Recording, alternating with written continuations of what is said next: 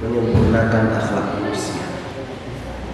Mengapa hal demikian Allah menetapkan sebagai akhlak nomor wahid dalam risalah Rasulullah SAW, yang sesungguhnya penentuan akhlak itu bukan semena-mena oleh ketetapan manusia, akan tetapi itu sebagai aturan dan juga patokan dari Allah Subhanahu wa taala.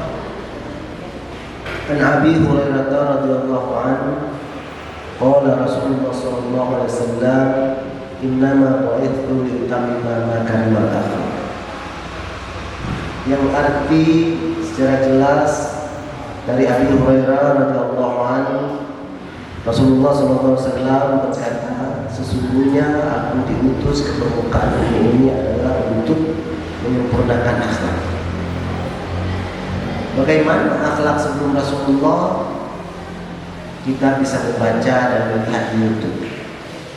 Sungguh sangat bagus yang sesungguhnya bagi orang-orang yang mau menggunakan IT itu condong kepada Islam, condong kepada pendidikan, mudah pada saat ini.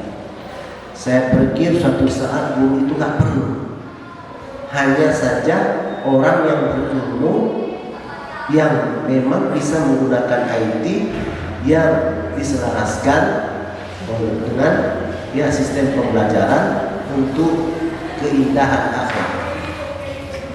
Kita tahu bahwa di dalam penegakan agama ini ada 3. Yang pertama adalah akidah, yang kedua adalah syariat, dan yang ketiga adalah akhlak. Yang kita tahu akidah itu adalah keimanan, syariat adalah tuntunan, sedangkan akhlak adalah perangai, perangai kita atau sifat kita. Saya mengangkat pada subuh yang berbahagia ini salah satu pemikiran yang ditulis oleh Profesor Dr. Masih, yang dia sudah berusaha selama 8 tahun mengumpulkan seluruh buku yang kaitan dengan akhlak. Kemudian dia menyimpulkan yang sesungguhnya akhlak itu tidak bisa ditranslitkan ke bahasa lain, walaupun bahasa Indonesia, bahasa Inggris, dan bahasa lain tidak bisa. Kalau dia sudah ditranslitkan, dibahasakan lain, bukan lagi kata akhlak, itu sudah menjurus kepada adat, dan adat itu tidak sama di seluruh dunia ini. Setiap ada kelompok manusia, mereka menciptakan adat tersendiri. Jangankan jauh-jauh, adat perkawinan Singgung Timur, Tepas Selatan, Singgung Barat, ada yang tidak sama. Begitu juga dengan terjemahan akhlak. Akhlak ini ada 9 hadis. Yang saya bacakan tadi itu nomor hadis 8.939. Ada hadis yang kedua hanya yang berbeda. Qala Rasulullah sallallahu alaihi wasallam an-nabi sallallahu alaihi wasallam. Itu riwayat Al-Azzar nomor hadis 8.949. Ada Baihaqi 2003. Dan ada juga Al-Bazar 21.131. Jadi sudah ada nomor tersendiri sesuai dengan perawi dan yang menghubungkan hadis. Nggak bisa salah-salah. Kalau dalam Al-Quran halaman, nomor, ayat. Kalau dalam hadis adalah nomor dan siapa perawinya. Oh, kenapa beda? Rawal Muslim, Rawal Bukhari, tapi nomornya nggak bisa berbeda walaupun 1000 buku yang mereka buat. Yang mana yang dirahmati oleh Allah Subhanahu Wa Taala, kita singkat saja, tak lama-lama. Akhlak menurut Prof. Masri, dia ambil salah satu contoh di tempat dia ambil doktor, ya, di Jepang bersama istrinya. Apa yang dia rasakan? Memang simpel. Tapi kita yang dalam masjid ini mungkin belum pernah merasakan, khususnya kaum lelaki, apalagi kaum ibu-ibu. Apa itu? Sebab mereka menerjemahkan akhlak itu adalah etika. Sudah menjadi adat kebiasaan mereka. Sudah menjadi adat kebiasaan mereka. Apa kebiasaan mereka? Kalau kita bahas akhlak itu nggak selesai, satu hari satu malam nggak selesai. Tapi ini saya ambil pemikiran seorang profesor, ya, seorang dosen teknik mesin. Tapi bagus pemikirannya. Dia merujuk kepada Al-Quran. Kalau sudah tulisan merujuk kepada Al-Quran, itu tidak boleh kita bermain-main. Harus kita selaraskan dengan keadaan. Di Jepang, itu kebiasaan seorang ibu pada pagi hari mempersiapkan seluruh fasilitas, baik pakaian dan juga aksesoris lainnya untuk suaminya supaya cepat pergi bekerja. Sesegera mungkin harus dia pergi bekerja. Dan nggak boleh pulang sebelum waktu pulang. Kita belum. Sampai saat ini belum. Dan yang selanjutnya, ya, suami yang datang harus ada senyuman, dan istri yang menunggu harus juga dengan soleh, gaya. Dan telah mempersiapkan di samping pintu masuk suaminya ke dalam rumah sudah ada segelas air hangat, ya, putih.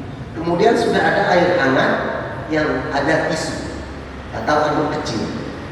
Pada saat suaminya datang, kalau mereka bukan assalamualaikum, ya, selamat pagi, selamat siang, selamat sore, selamat malam. Hanya selamat mereka di sana. Apa kerja seorang ibu? Buka kaos, buka sepatu, buka kaos, buka jas, buka dasi, buka baju, tinggal pakai baju. Kemudian disuguhkan, dikasih duduk di atas bangku. Kemudian disuguhkan air hangat. Sambil disuguhkan air hangat, dia pegang, dilap semua muka sampai ke seluruh tubuh, dilap dengan air hangat menggunakan anduk sampai ke ujung kaki. Itulah yang dia lihat di sana. Kemudian dia coba pada dirinya bersama keluarganya. Lucu. Sudah sebaik itu dia praktekkan pada, ya, istrinya, kepada dia. Lucu. Risih dia rasanya karena tidak biasa. Apa yang kita ambil dari kesimpulan tulisan beliau dan apa yang dialami? Yang sesungguhnya akhlak itu bukan itu. Akhlak itu bukan itu. Itu namanya etika, karena mereka translate bahwa akhlak menurut Islam itu etika. Nah, ini saya 31 tahun ini saya sudah berkeluarga, belum pernah saya dapatkan. Kalau kan tahu, ya, gimana Pak? Belum, ya? Belum. Tapi cobalah sesekali. Sayang yang sudah tidak ada lagi suami.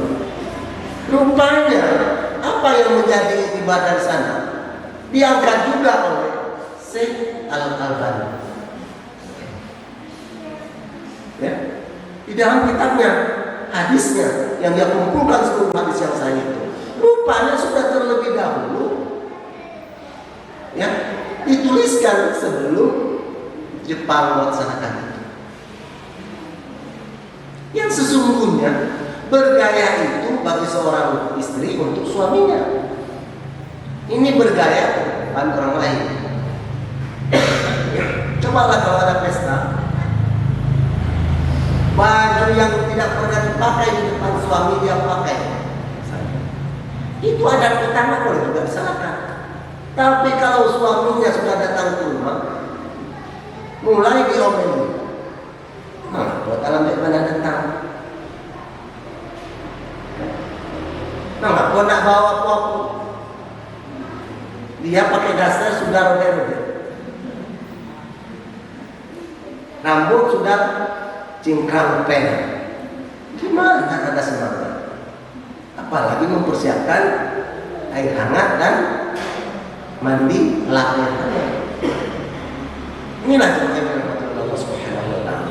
Kita kembali kepada akhlak Rasulullah SAW. Ya. Seorang raja Majusi, dia telah mempelajari Al-Quran. Kok nggak ada yang jelek di dalam Al-Quran ini? Bagaimana sebenarnya Rasulullah itu menyampaikan Al-Quran itu kepada seluruh umat? Setiap orang yang ketemu dengan Rasulullah ada terpautan hatinya terhadap Rasulullah. Ada keterpautan, keterkaitan, kepingin tahu. Ia berangkat. Tapi sayang, apa yang dia cari Rasulullah setelah meninggal? Dia sampai dia di Mekah. Rasulullah telah meninggal 3 hari yang lalu. Pertama yang dia jumpai Salman Al-Farisi. Salman Al-Farisi kita tahu dalam ceritanya nggak jauh beda dengan Rasulullah, tapi lebih hebat, lebih ganteng Rasulullah. Kalau Rasulullah itu memang spesial ya people ya, spesial man. Apa kalau Rasulullah? Salman Al-Farisi menangis. Saya Rasulullah. Kenapa engkau menangis? Dia menangis terseduh-seduh sambil sembunyi, menyembunyikan wajahnya. Jumpai mereka yang sudah lagi berada di masjid. Dia jumpai pertama adalah Umar bin Khattab, karena dia yang paling di depan. Tapi pada saat ditanya bagaimana akhlak Rasulullah itu, mereka menangis seluruh masjid itu. Menangis. Menangis. Mengapa kalian menangis? Engkau datang kemari, ya, membuat kami sedih dan engkau bertanya Rasulullah telah meninggal. Kemudian dia tanyakan bagaimana akhlak Rasulullah, dia tanyakan pada Umar. Baik dan sempurna. Kalau mau jawaban yang lebih pasti, temui Ali yang di sudut sana. Ali selalu berada dia di dekat pintu. Itu kalau pada sholat berjamaah atau berkumpul, Ali itu selalu dia jaga pintu.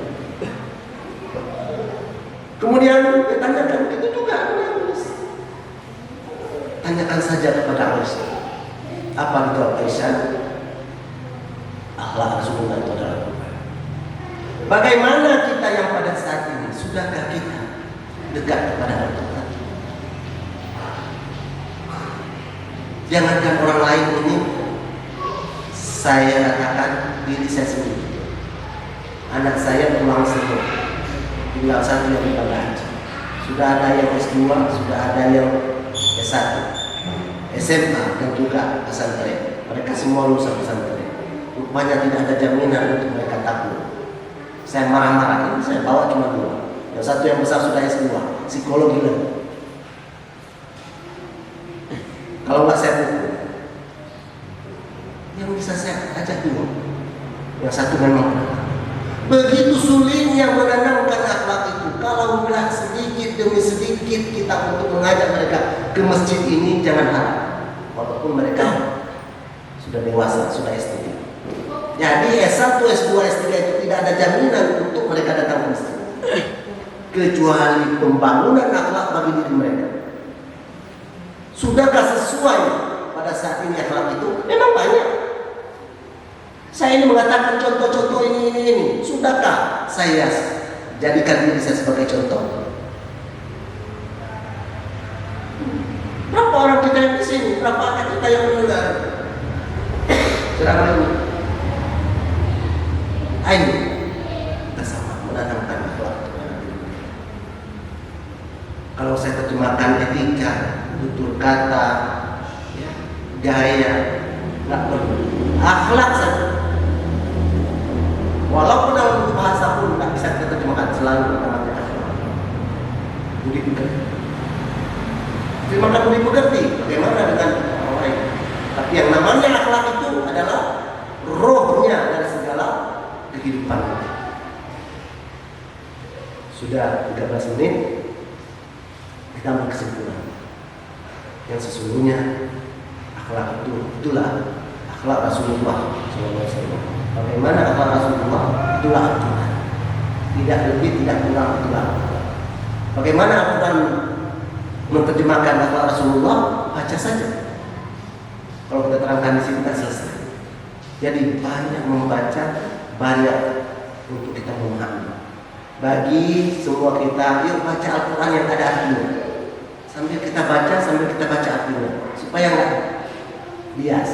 Paling tidak pada saat kita dengar satu ayat, oh benar. Itu sudah menjadi salah satu ibadah yang sangat besar. Terima kasih. Pas 15 menit, tidak boleh lama-lama.